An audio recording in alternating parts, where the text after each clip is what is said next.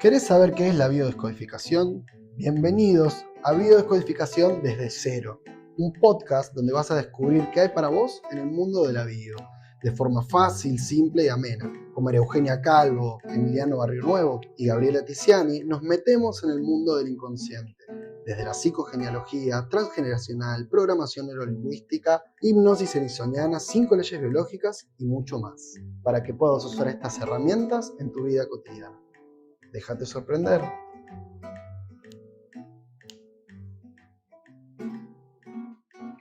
Buenas, buenas, ¿cómo están? ¿Todo bien? ¿Cómo Hola. van? Buenas. Bien, re lindo por aquí. Me alegro. Bueno, hoy que tenemos este nuevo episodio con un título un poco así, que llama la atención, pero porque la idea es que nos pongamos a pensar y a reflexionar un poco qué es lo que nos está pasando por adentro, ¿no? Y el tema de hoy es este atrapado sin salida. ¿Y de dónde estamos atrapados sin salida? De nuestro propio discurso interno, ¿no? Ese es lo que muchas veces nos está impidiendo a lo mejor resolver algún tema, nos sentimos que no tiene solución, cuando las cosas no tienen solución, cuando sentimos que no podemos, incluso hasta cuando nos sentimos muy culpables por algo o imposibilitados, más que nada. Y, y esto es porque justamente nos sentimos atrapados en algo. Y gran mayoría de las veces ese estar atrapados en algo es un pensamiento, ¿no? O de nuestros propios pensamientos y de la película que nos contamos, que elegimos contarnos, porque en algún punto la elegimos, aunque no seamos del todo conscientes de eso. Entonces, bueno, hoy queremos hablar un poco de eso y cómo la PNL nos podría ayudar en este punto. Así que, Emi, te dejamos ahí. Bien, ok. Cuando dabas esta introducción, Gaby, se me venía como esto que sucede, ¿no? Muchas veces en una consulta, eh, que para mí es como súper interesante de poder verlo.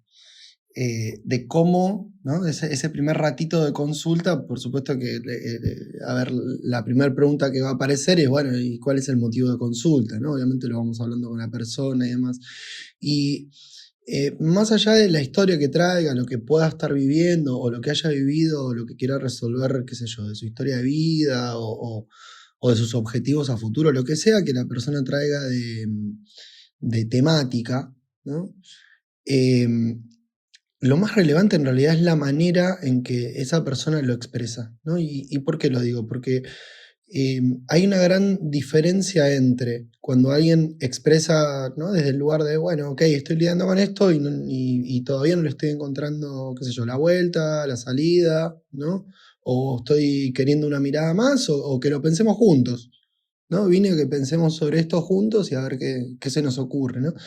Por ejemplo, digo, eso es una cosa, ¿no? Y una cosa muy distinta es cuando ese primer motivo de consulta se escucha desde un lugar en donde la persona plantea como, bueno, está pasando todo esto en mi vida, ¿no? Me encuentro perdido y trae un relato, ¿sí? Más allá de lo que digo, más allá de la historia o de lo que esté viviendo, que lo posiciona a la persona en un contexto en donde algo no tiene solución, ¿no? En donde algo no tiene salida, en donde algo... y qué interesante porque cuando pasa eso, claro, el primer paso dentro de una consulta y va a tratar sobre esto puntualmente, sobre que estoy viviendo algo que está sucediendo en mi vida y yo lo estoy expresando y viviendo internamente como que no tiene salida, no tiene futuro, no se puede hacer nada con eso, ¿no? Y desde ahí también, ¿no? Por supuesto, no es que ninguna de las dos cosas esté equivocada, esté errada o esté mal, tiene que ver con simplemente de dónde estamos parados en la vida. Eh, pero bueno, ese es un punto bien interesante a poder tener presente, digo, en esto que decimos del diálogo interno, de cómo nos tomamos las cosas Y de esta creencia, que es algo muy propio de cada uno, de, bueno, si lo que suceda en la vida tiene solución, digo, o haya cosas en la vida que no tienen solución, ¿no? Pero a veces hay palabras, ¿no, Emi? Que uno usa palabras puntualmente que elige usar o que son las de su propio repertorio, que son tan limitantes, a lo mejor, que no permiten por ahí ver otra cosa. No quiero decir acá que uno es el que decide no tener salida, porque uno por ahí quiere salir, pero por ahí está usando un discurso, una forma de hablarse a sí mismo que, que le cierra esas posibilidades. Hay un clásico, perdón, me voy a meter un bocadillo en esto que están diciendo. Hay un clásico que nosotros ya desde las 5 leyes biológicas también lo podemos ubicar, ¿no? En esto que planteamos una vez en estos episodios atrás, cuando recién arrancamos acerca de cierta conflictiva, cierto modo de ver la vida, cierto conflicto que tiene que ver con, tal vez con el de comparación, eh, esto no me siento apto, cierta desvalorización, que es un discurso típico de este discurso en diálogo interno que sale, ¿no? En consulta, que es la comparación, pero usando como dos polos antagónicos y realmente polarizadísimos, ¿no? Entonces alguien dice, bueno, yo vengo para, no sé, quiero estar mejor en mi situación económica, bueno, tampoco quiero ser Rockefeller, ¿no? Entonces te lo llevan a un extremo que vos decís, wow, claro, empieza a armarse como esto de un diálogo en el que me siento atrapado porque yo ya, no sé, me estoy comparando con la otra polaridad extrema, ¿no? Bueno, quiero conseguir pareja, bueno, tampoco es que voy a conocer a la mujer de mi vida, pero, o sea, ¿cuál es la necesidad de estar apelando a semejante opuesto? Ese es un clásico, es un clásico. Entonces, ahí yo ya me voy simplemente con esta, y es como a veces un tic lingüístico, en donde ahí yo intervengo, o sea, directamente intervengo, ¿no? En esto hay una herramienta maravillosa de la programación neurolingüística que es el metamodelo, se llama así, bueno, no importa, ahora por ahí a mí pueda explicarnos mínimamente a qué se refiere, pero esto nos contamos, en este diálogo interno, nos contamos, entre otras cosas, la vida como con una impronta inamovible, ¿no? Como o todo o Claro, nada, el siempre, siempre, el nunca, también, ¿no? Usando ¿no? estas generalizaciones. Bueno, yo nunca tuve no sé, algo, ¿sí? Y, y otro aspecto de este diálogo interno, que por qué lo traemos y creemos que es fundamental, no solo es lo que decía Semi, de que es lo que vamos a escuchar atentamente, sobre todo las primeras, ¿no? Frases o palabras de cómo se presenta una persona, escuchando justamente es esa manera, porque es la manera en que esa persona también eh, es con digamos, el diálogo interno es la persona con quien hablamos todo el día, o sea, nosotros mismos, ¿sí? Y ese diálogo, realmente creo que esto ya lo escuché, creo, Luis Alfonso Puig, creo que nos decimos a nosotros mismos cosas tan crueles que ni a nuestro enemigo se lo diríamos a veces, y esto impacta sobre nuestra biología. ¿Por qué? Porque el diálogo interno es el medio ambiente constante en el que estamos todo el tiempo. Es nuestro medio ambiente. Y no solamente nos lo decimos, sino lo escuchamos. Somos la voz que más escuchamos. Eso por ahí es más grave. Y respecto a esto, hay dos cosas, ¿no? Primero, bueno, traer un poco esta idea que trae Euge, ¿no? Del metamodelo, que es un modelo lingüístico que desarrollaron Bandre y Grinder, los creadores de la PNL, y que trata de poder llegar como a la profundidad de las cosas, ¿no? Cuando alguien nos trae, por ejemplo, a consulta, bueno, vengo a consulta porque, no sé, no me doy cuenta de que no me valoro como persona, ¿no? hay un montón de preguntas para hacer respecto solo a esa frase. Digo, bueno, ¿qué es para vos ser valorado o valorada? Valorado, no sé, en comparación con qué o con quién. ¿Cómo vos sentirías? ¿No? ¿Cómo sería para vos internamente? ¿Cómo estarías si realmente dirías, ok, ahora yo me estoy valorando? Por ejemplo, hay un montón de preguntas que surgen, ¿no? A partir de cierta lingüística. Lo que se tiene presente en este modelo de lenguaje es que en realidad, por cómo funcionamos los seres humanos, en cada proceso lingüístico y no lingüístico también, hay 3 filtros que usamos, ¿no? Naturalmente. Primero, la omisión. Digo, cuando pensamos en un recuerdo y cómo lo recuerdo, bueno, hay datos que voy a omitir necesariamente, ¿no? Luego está la distorsión, y que hay cosas que, no sé, las recuerdo de una manera y después voy y hablo con alguien que estaba en esa escena y me dice, no, pero si estaba vestido de tal manera, ¿no? Y digo, uy, hay algo que se distorsiona. Y hay algo que también hace nuestro cerebro, que es generalizar. Esto es igual a aquello o distinto a aquello, y son estas palabras que plantean, ¿no, chicos? Como siempre, nunca, la gente, todo lo que sea general, ¿no?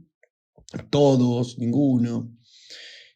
Cuando encontramos cuestiones que dentro de la consulta, en lo que la persona nos trae, falta clarificar, ¿no? Él me hace tal cosa, nos plantea, digo, bueno, ¿quién es él? ¿Qué es lo que te hace? ¿No? ¿Cómo eso impacta en vos? En definitiva, fíjense que lo que estoy trayendo más allá de la información son preguntas. El modelo que trae la programación neurolingüística a nivel de metamodelo lingüístico no tiene tanto que ver con creencias o afirmaciones, sino con preguntas. Y a mí me gusta mucho pensar en ese diálogo interno como las respuestas que vienen a ciertas preguntas que nos hacemos, ¿no? Porque si yo internamente me planteo por qué la vida está en contra mío, por ejemplo, bueno, mi inconsciente va a buscar un montón de porqués y me va a dar respuesta a eso, ¿no? Porque tenés esto, porque hiciste aquello, porque no. Ahora, si yo me pregunto, por ejemplo, bueno, ¿cómo puedo mejorar esto? ¿O cómo puedo salir adelante de esto? ¿A quién le puedo pedir asistencia, ayuda? ¿De qué me vendría bien la mirada respecto a este tema? ¿Sí? Ahí me va a traer otro tipo de respuesta. Bueno, podés hablar con tal, se me ocurre tal cosa. Como si fuese un rastreador, igual que Google, ¿no? Igual que Google. Nosotros, si en Google escribimos plantas primaverales, ¿no? Bueno, van a salir unas fotos, ¿no? Y ahora si escribimos no sé, los peores asesinatos de 2022, van a salir otras fotos, ¿sí? De alguna manera nuestro sistema operativo muy distinto no es. Y ese diálogo interno, sobre todo, está comandado por el tipo de preguntas que nos hacemos a nosotros internamente. Gran parte del trabajo que hacemos en una consulta es poder traerle a la persona preguntas que habiliten opciones, que habiliten posibilidades. Como tip discursivo, digo, que tengan presente que si yo quiero cambiar algo interno mío, quiero cambiar una creencia o una idea o algo con lo que rumeo, no va a tener tanto que ver con que piense positivo o que cambie mi manera de pensar, sino mucho más con el tipo de preguntas que yo me hago adentro, ¿sí? Porque todas van a tener respuesta, pero me van a llevar a sensaciones distintas, ¿no? A mí me gusta un recurso que usaba Erickson, que es de todos cuál. Y les pido a los que están escuchando que pongan un segundo de atención a esto y que se fijen a ver qué pasa en su mundo interno, ¿no? Si yo les planteo esta frase, ¿no? Y me pregunto, de todos los momentos amorosos de tu vida que viviste, ¿cuál es el que aparece en tu mente en este momento? ¿Sí?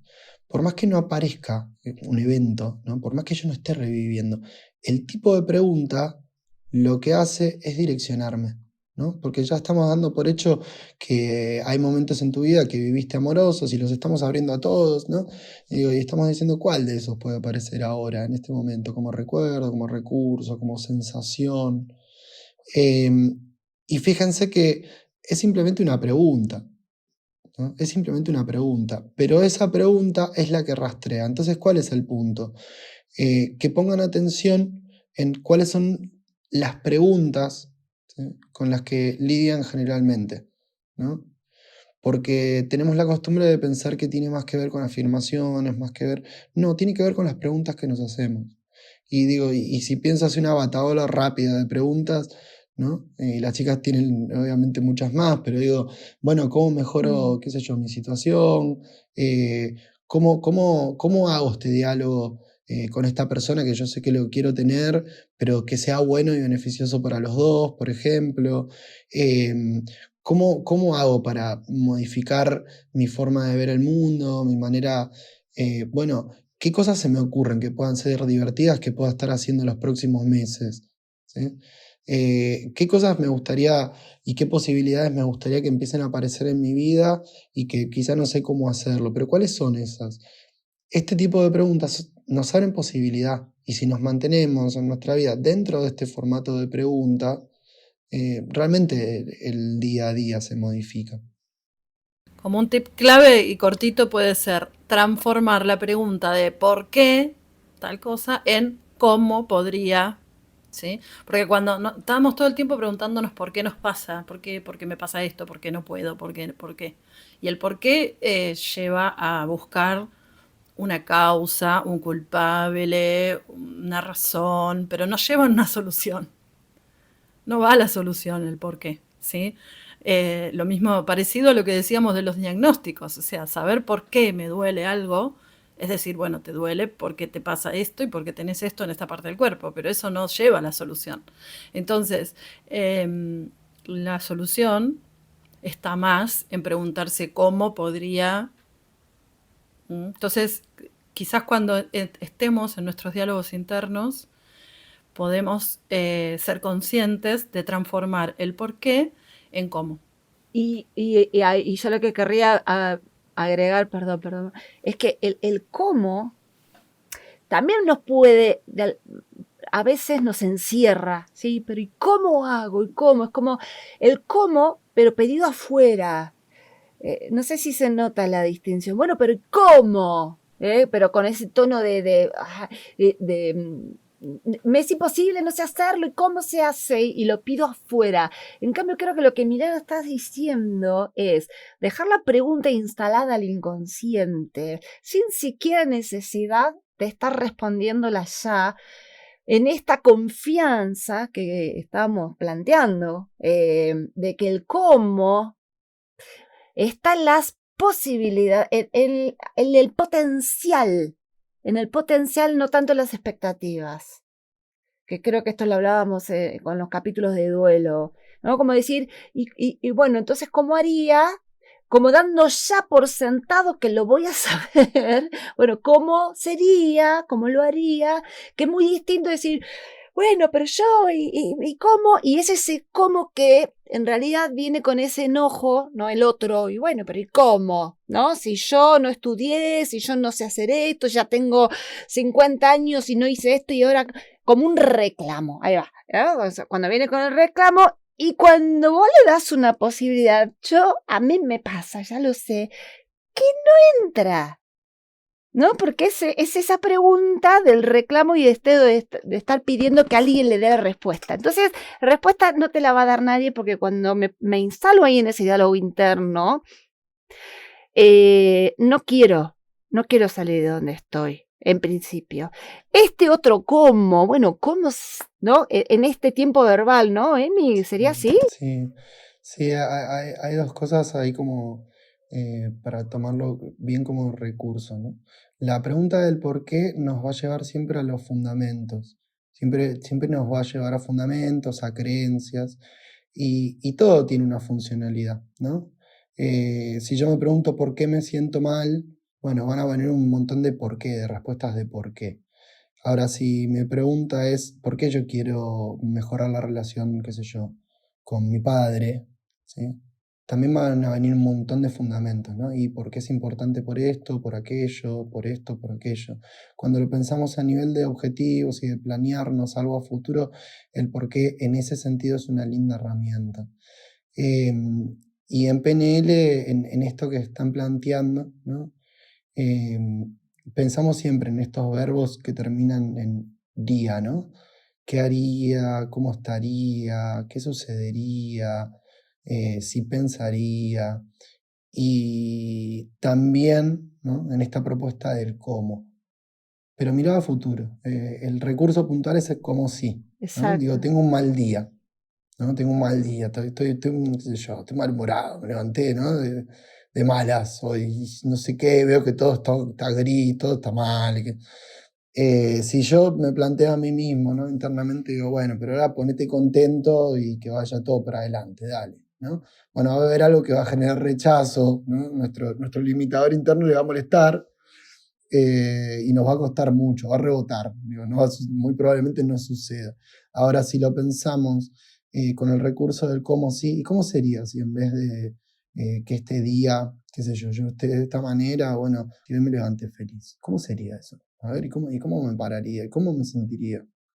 Y ese condicional le da el permiso a que ese limitador interno se corra. ¿Por qué? Porque entramos en algo que ya vimos cuando hablamos de hipnosis, que es el campo de lo imaginario, ¿no? Ese terreno del inconsciente, en donde si yo le digo, bueno, me voy a poner contento, muy probablemente no suceda, ¿no? Ahora, si eso se lo ponemos en un lugar más de juego, más jocoso, bueno, ¿y cómo sería si no sé qué? Bueno, ahora estoy haciendo un personaje, sí, pero eso me sirve para modificar un estado. Exacto.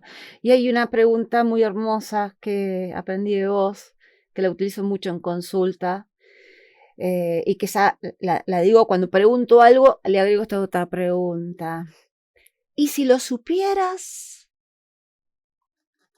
¿No? Como, ¿y si realmente supieras cómo podría ser tener un mejor día, o encontrar pareja, o estar en un mejor estado, o un mejor vínculo con alguien, ¿no? O sea, y queda, no es que a mí me gusta esto de como dejar la ruedita buscando y entonces ponerme en predisposición a que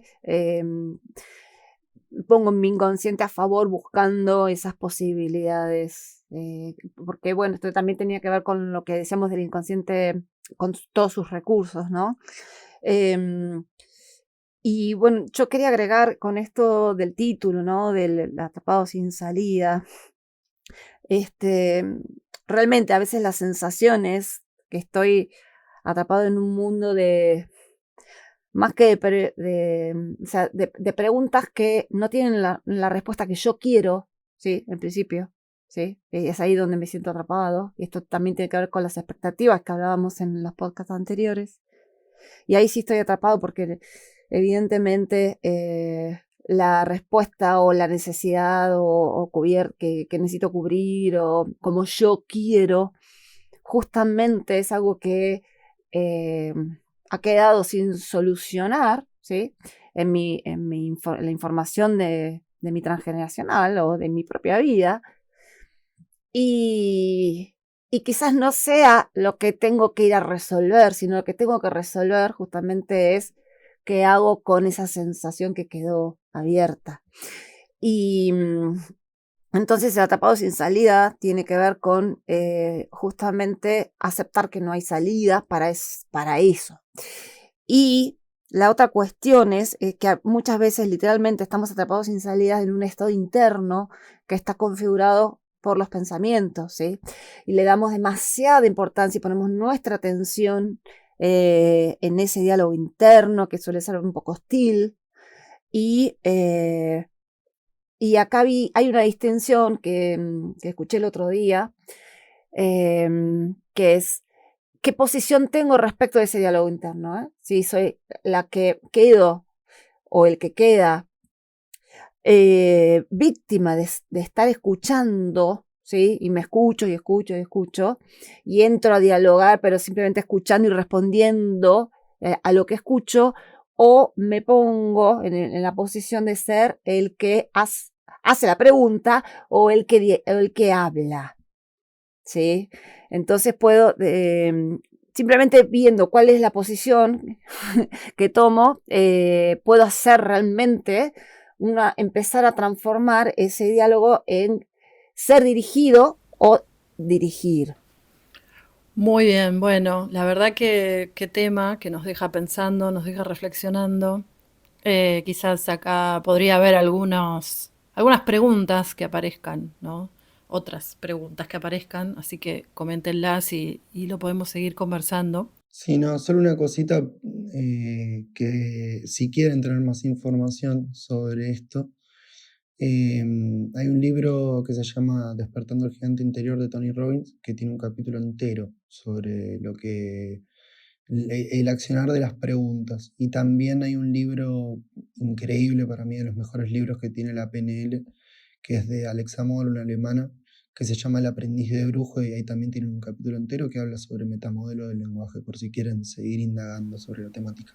Perfecto, gracias, Emi.